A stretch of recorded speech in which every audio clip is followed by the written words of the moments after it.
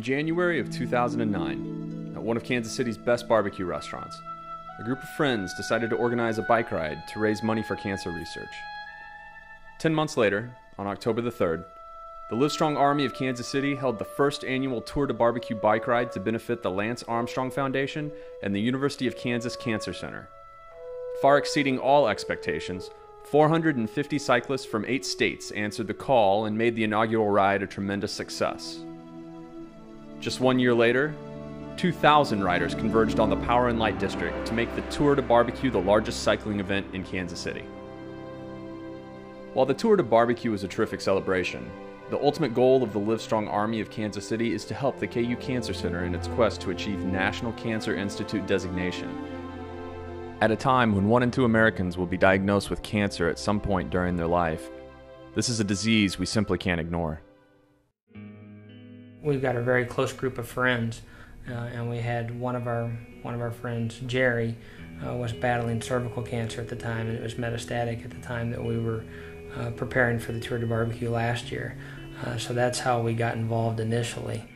I know for me it was so much of focusing on her husband, so our friend Jerry, and just watching her husband just become what a true husband and father should be. And I just hope someday, if ever challenged, I can be what he was, and he is, to his family. It was a really rough 2.5 years for her. She just passed this last June, so it's this year's kind of a bittersweet for our group. Last year we rode in honor of Jerry. She was there at the finish line, which was just awesome to see her there. She was in the midst of chemo at the time, so all of us training for a 60-mile ride just paled in comparison to what Jerry and so many other cancer survivors and people affected by cancer, battle every day. I can't really remember a time in my life when I didn't know what cancer was. My grandma was first diagnosed when I was 5, and she, over the course of 20 years, had probably 4 or 5 diagnoses, and then she was the strongest person that I've ever met. And then after she passed, I had an uncle and a good family friend that passed away as well as an aunt. And then this last year I've had 1 more aunt and 2 more uncles that have passed away from cancer as well. So it's definitely, I think being a part of this is almost a way of coping and dealing with getting through all that too has helped tremendously. So I've seemed to have always been affected by cancer. I lost my grandmother when I was 18 to cancer, and I lost my mom when I was 32 to cancer. And it doesn't matter what age you are, you're always too young to lose your mom. You could be 82 and your mom could be 100 and you're still too young. And you have this feeling while they're going through it that you just want to help. At the KU Medical Center and Hospital, great effort is being put forth to achieve National Cancer Institute designation. And recently, a commission review found that the KU Cancer Center was on pace to meet its application date, which is welcome news at a time when help is most needed.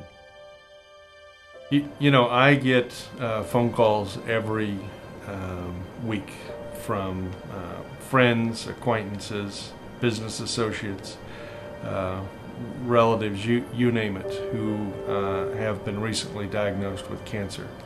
And they're looking for a safe harbor and a recommendation on what they can do to have the best chance to beat this disease. So,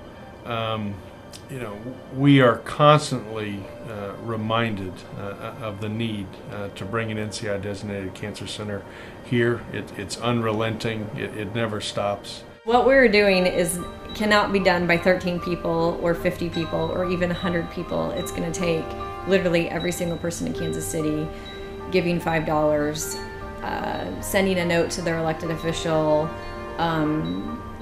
driving their friend who has to go get chemo treatment. It's going to be everybody doing their part to fight cancer. Well, I think one of the most important things for people to realize is that cancer is a solvable problem. It is an extraordinarily complex problem with well over 200 different kinds of cancer, and each one has to have its own unique solution. But we've been making steady progress against this disease since the mid-70s.